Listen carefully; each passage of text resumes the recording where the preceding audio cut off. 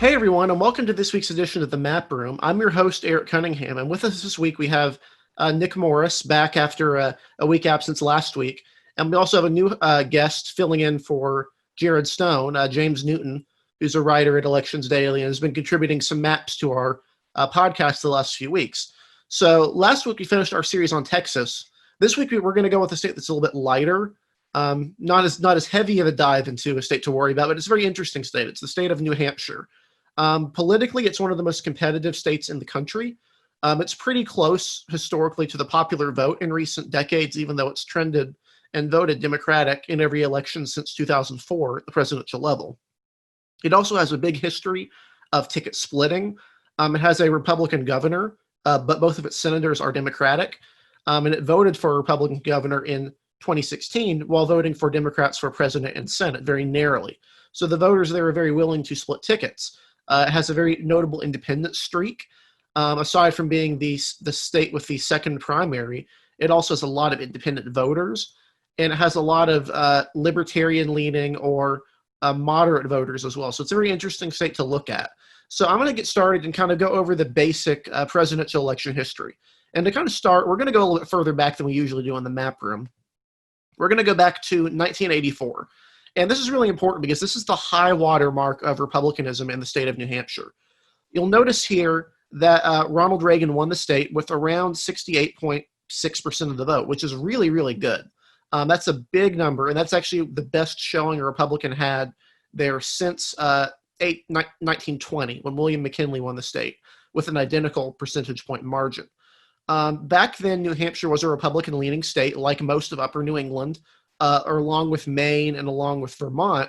It had been the more Republican of the two sides of New England. You have Upper New England, which is Vermont, New Hampshire, and Maine, and then you have Lower New England, which is Connecticut, Massachusetts, and Rhode Island, which have trended more Democratic, although Connecticut was for quite a while a state Republicans did well in.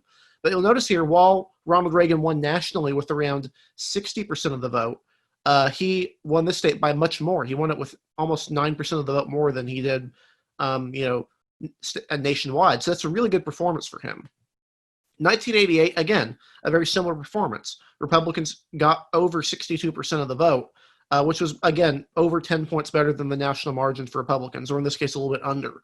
1992 is where Democrats kind of started to gain a little bit of leeway in the state, although it had been competitive and had voted for Democrats before. For example, in 1976. 92, it narrowly voted for Bill Clinton. It still was a little bit more Republican than the national average, but he did win the state.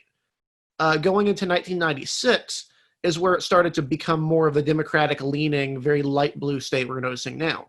So nationwide, Bill Clinton won a pretty substantial electoral vote landslide, as well as a popular vote win of around 10 percentage points, although this was helped by the presence of Ross Perot, who drew a substantial portion of the vote away from him. He finished with under 50% of the vote, which is why this is often not thought of among the famous American landslides.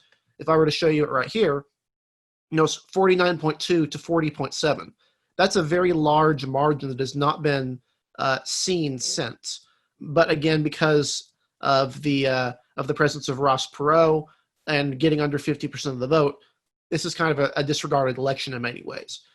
2000 is actually the last time New Hampshire voted for a Republican in a presidential election. You'll notice here that George Bush narrowly won the state by around 1.2 percentage points, a little over 7,000 votes. And he did better here than he did nationally. Nationally, he lost the popular vote, of course, by a small margin, but here in New Hampshire, he won it. If New Hampshire had flipped in this election, we wouldn't have been talking about President George W. Bush, regardless of what happened in Florida. This is an important state for Democrats. 2004 is the first election since 2000 where they voted for a Democrat. And you'll notice here it was, again, very close, within 9,000 votes, although it was a little bit more Democratic than the national average in this case. 2008, again, it actually cemented itself as more Democratic leaning. Barack Obama won around 52.9% of the vote nationally, but in New Hampshire, he won a little bit more. He won 54% of the vote. 2012, very similar. He won around 52% of the vote nationally and won around 52%. So again, this is a state that Republicans had targeted through all of these elections, but it was a state that has had a persistent, albeit small, Democratic lean. 2016 was, along with Maine, kind of a resurgence of Republicanism in those two states in northern New England. Trump almost won the state of Maine, and he did very similarly in New Hampshire. He actually only lost New Hampshire by under 3,000 votes. In terms of raw votes, New Hampshire was the closest state in the country in 2016. We don't think it will be the closest state in the country in 2020. In fact, we have it as leans Democratic in our ratings. We expect the Democratic nominee, Joe Biden, to win. But this is a state that Republicans have targeted for good reason. Even though it has a small Democratic advantage and has been fairly durable, it skews close enough to the national vote where it's always a viable target for Republicans to build to their majority. But regardless here, this election was important because obviously Donald Trump had wanted to win the state as part of a strategy to win swing states, but also because the incumbent senator, Kelly Ayo, lost at the same time, and she had a slightly different coalition than Trump did. She lost by a similar margin. And while all this was happening, the gubernatorial candidate, Chris Sununu, managed to win the state narrowly. So they had a degree of ticket splitting even during this election. If I recall right, even the state legislature, to some degree, went Republican in this election. So the reason I've been showing you these numbers is to kind of give you the indication of why New Hampshire has this durable Democratic advantage, even though it's very small. Voting Democratic since 2004, even in these competitive elections, on paper, means that it's a state that Republicans might want to disregard, but historically, and in fact, in most cases, Republicans have made aggressive pushes to win the state. This is because, as Nick will explain in a moment, there are some demographics in the state that are very competitive, and at the state level, it doesn't have a particular attachment to either party and is willing to split tickets and vote for different candidates. So I'm going to throw it over to Nick, who's going to kind of explain some of the baseline political and demographic geography you see in the state of New Hampshire.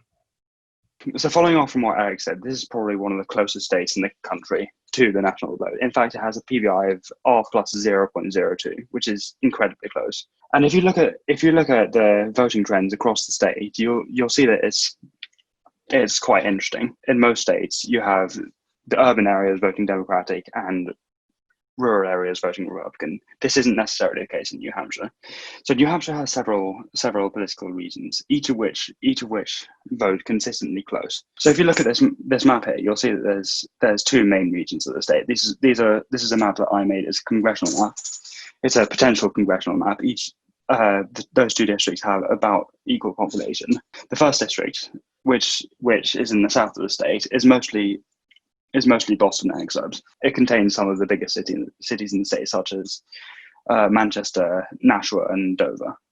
This area of the state actually contains a lot of workers from Boston who moved to New Hampshire because of the lower taxes. And although the cities in this region lean slightly Democratic, you'll notice that those like suburban bits in the area lean more Republican, and this makes the area close. The rest of the state is highlighted in the second district, which contains the city of Concord and several others. And this is mainly rural. It does contain a few highly democratic towns, such as Hanover in the eastern part of the state, which is home to Dartmouth, and also Keene, which is another college town. You got quite a lot of college voters in this part of the state, and you've also got a lot of older voters, but something that may seem surprising about this area is that it's probably one of the areas with the highest percentage of non-religious people, which actually contributes in part to the Democratic lean of this area. If you look at the voter registration map, you'll see that you have patches of blue in the southeast part of the state, and in the west you have those Democratic towns around Dartmouth, and also in the north. These patches of the state make the northern part of the state quite Democratic leaning. So this is actually the percentage of independents in the state, which actually makes up a large portion. It's about 40% of registered voters in the state that identify as independent, which is pretty consistent with New England in general, which generally has a high percentage of independent voters. Considering the large percentage of independent voters, as well as the fact that other than those, the state is pretty close. You actually have a 2-point Republican registration advantage. Like Republicans have 30% of the vote, and Democrats have about 28%. And because it's quite close in terms of party registration, and because of that high number of independent voters, what you actually get is a very, very close state, which is what Eric was talking about earlier. So as Nick was saying here, the urban rural political divide we see in other states doesn't necessarily translate to New Hampshire. As he mentioned, in the southeast area around the border with Massachusetts, it's pretty Republican. Trump and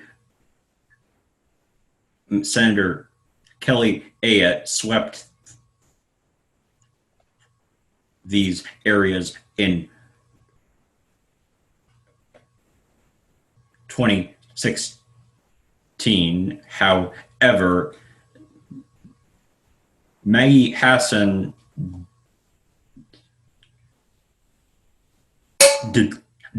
did run slightly ahead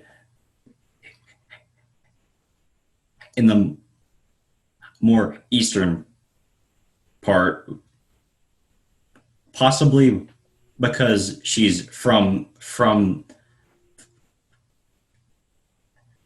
the area. Now, this is somewhat ironic because Hillary Clinton actually outperformed Hassan in her hometown of Exeter. Now, if you go further north, you get to Coos County. Traditionally, this was one of New Hampshire's Democratic strongholds, even back when Republicans were easily winning the state. However, recently it's become more friendly to Republicans, just like other areas that are largely rural. However, Maggie Hassan still held up fairly well in Coos County. She only lost it by a point, while Hillary Clinton lost it by 9 points. Now, we go over to the governor's race, and Republican Chris Sununu actually won the race, even as Trump and Ayotte were losing. And we see similar patterns here. Trump ran ahead of Sununu in the more rural parts of the state, while Sununu ran ahead of Trump in places like Rockingham County, the Boston exurbs, and Grafton County, where Dartmouth College is. So, as James explained, the urban-rural divide is not quite as sharp in New Hampshire as in other states, and you can also see that in one of their other unique government artifacts, which is the Executive Council. So, New Hampshire's Executive Council is kind of unique. There are a few other states with executive councils or some variant of them. Massachusetts has a similar elected council, and in North Carolina, we have something called the Council of State, which is comprised of all of the statewide elected officers, including the governor. These are generally function as split executives. They provide a check on the power of the governor, some limited spending powers usually. And in New Hampshire, it's no different. At the moment, Democrats hold a 3-2 advantage in the Executive Council. The two seats the Republicans hold are actually these two suburban seats that Nick is talking about.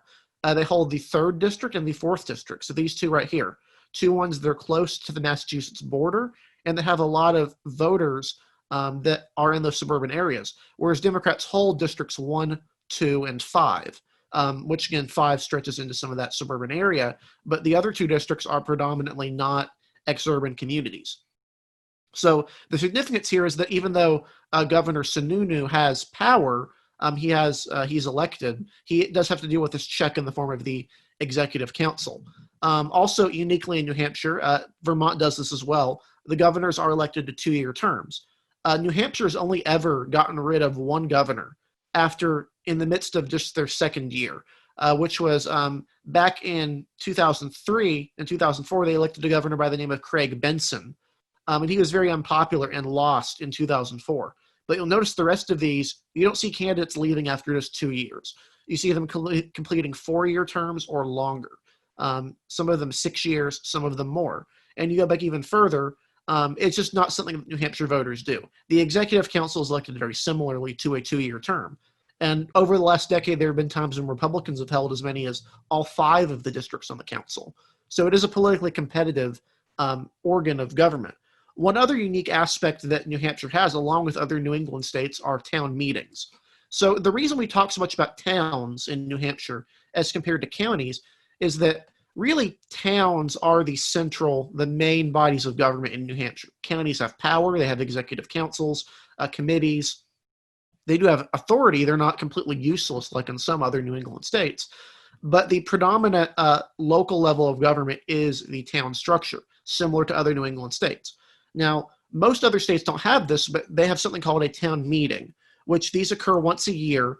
And the citizens, according to the Constitution, comprise the legislature they are the legislatures in these meetings. So this is direct democracy in action, and they're held once a year, and they decide some levels of government. They're not as powerful as they used to be back in, for example, colonial days, but they are still a powerful structure of government in New Hampshire, and which is why it's so important that we label things by towns instead of by counties. If you look at counties and you talk about counties, you get some of the picture, but you're not getting the whole picture of New Hampshire. It's much more relevant if you just look at the actual local and town level structures, which is why we have maps that are designed by towns. If you look at the either of the maps that were shown by James, for example, they use towns. They don't use counties. So while counties are kind of a useful measure of a grouping of towns, the fundamental base level of government in New Hampshire is the town. So a couple other weird things about New Hampshire that listeners may find interesting is that New Hampshire has the largest state legislative body in the United States. Their state legislature is split, the general court is what it's called. It's split into 2 houses, the House and the Senate. The House has 400 members for a state that really doesn't have a lot of people. Each representative represents about 3,000 people. And so as a result, the The House of Representatives is very competitive and very swingy. You see massive swings within elections. You can sometimes see as many as 100 incumbents be unseated. In the Tea Party wave in 2010, you went from Democrats having 224 seats to having 102. And so at that point, Republicans had a 298 to 102 majority. So we're talking about very massive swings because these seats are up very often. You also see some unusual factors, like, for example, in 2018, for a while, 3 legislatures switched to the Libertarian Party and were able to form a Libertarian caucus of 3 members. All 3 of these members have since lost or did not run for re-election, so the Libertarian caucus is gone.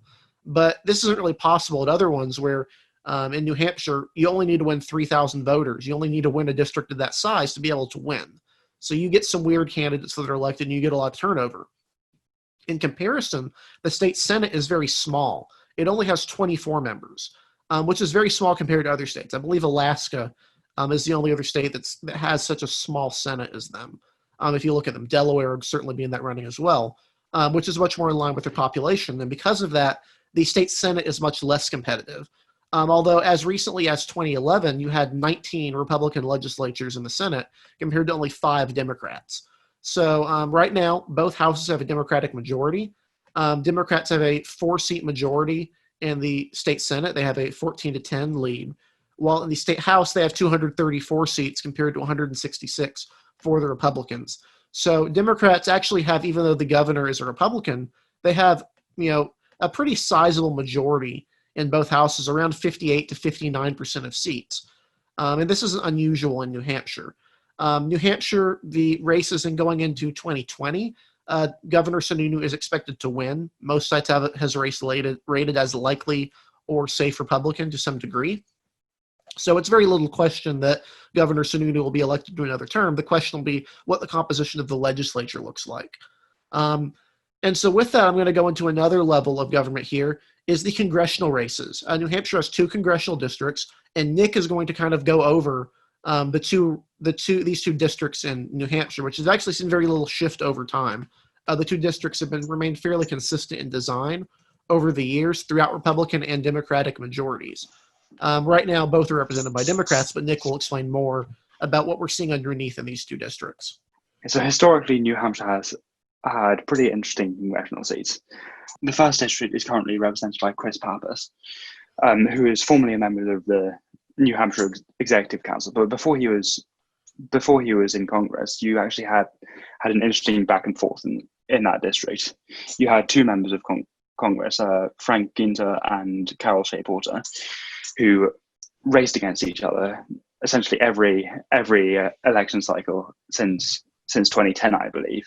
And it switched hands in every single one. In 2010, Ginter was first elected, and then 2012, Shea Porter beat him. 2014, Ginter beat Shea Porter again, and in 2016, Shea Porter beat Ginter. So it's been back and forth a lot. In 2018, Carol Shea Porter retired, and they had a race to replace her, which was won by Chris Pappas. The second district, on the other hand, is represented by Annie Custer, and she's held the seat since 2012. So going into 2020, both of these incumbents look fairly safe.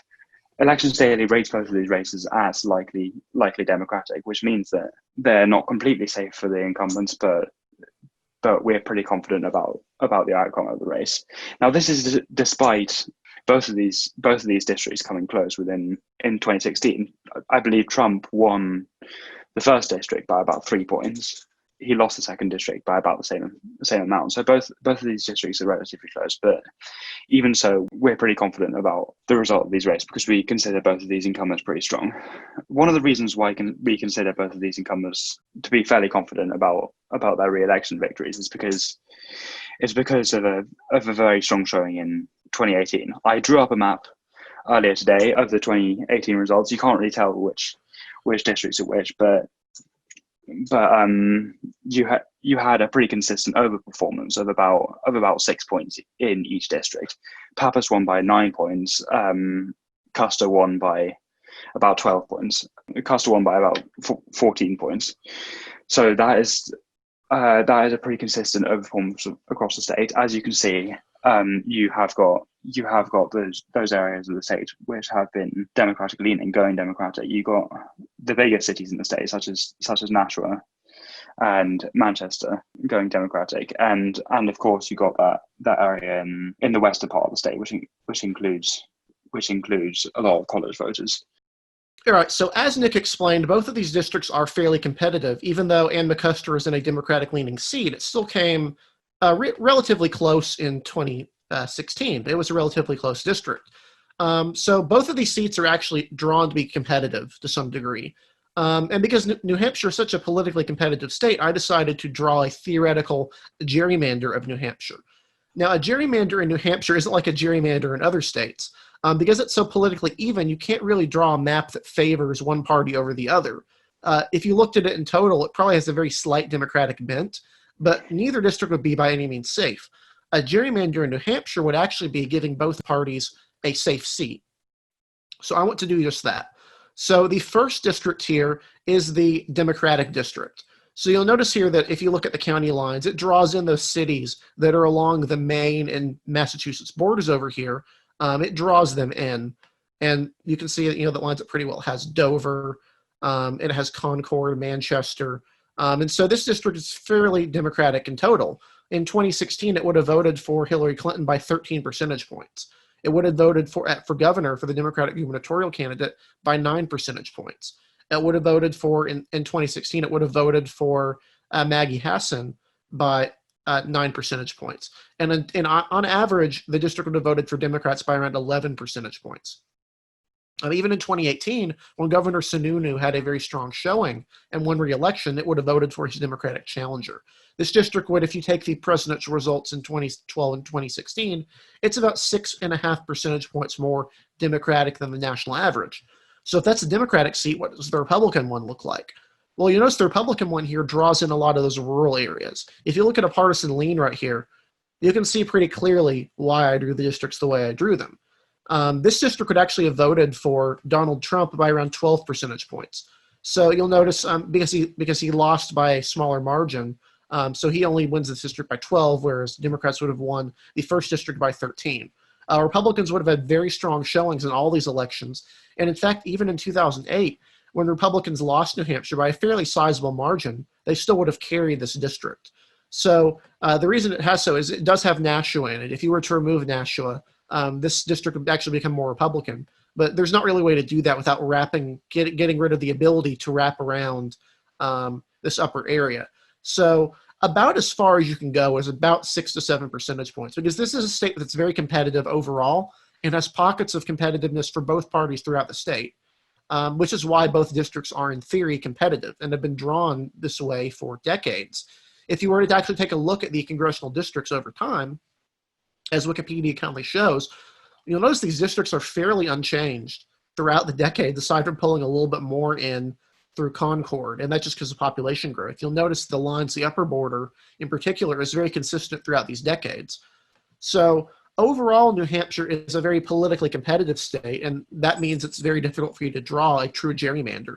You actually see kind of the same pattern in other New England states like Massachusetts. The reason Republicans, it's very difficult to draw a Republican-leaning seat, if you ever tried to in Massachusetts, is that their voters are distributed throughout the state. And it's the same way in New Hampshire. Voters from both parties are distributed from all over the state in rural and urban areas. So that means it's a unique state to campaign in and to work in. One other factor in New Hampshire is college towns. New Hampshire obviously does have some colleges, but that's not the only factor. New Hampshire is actually close to several colleges in Massachusetts.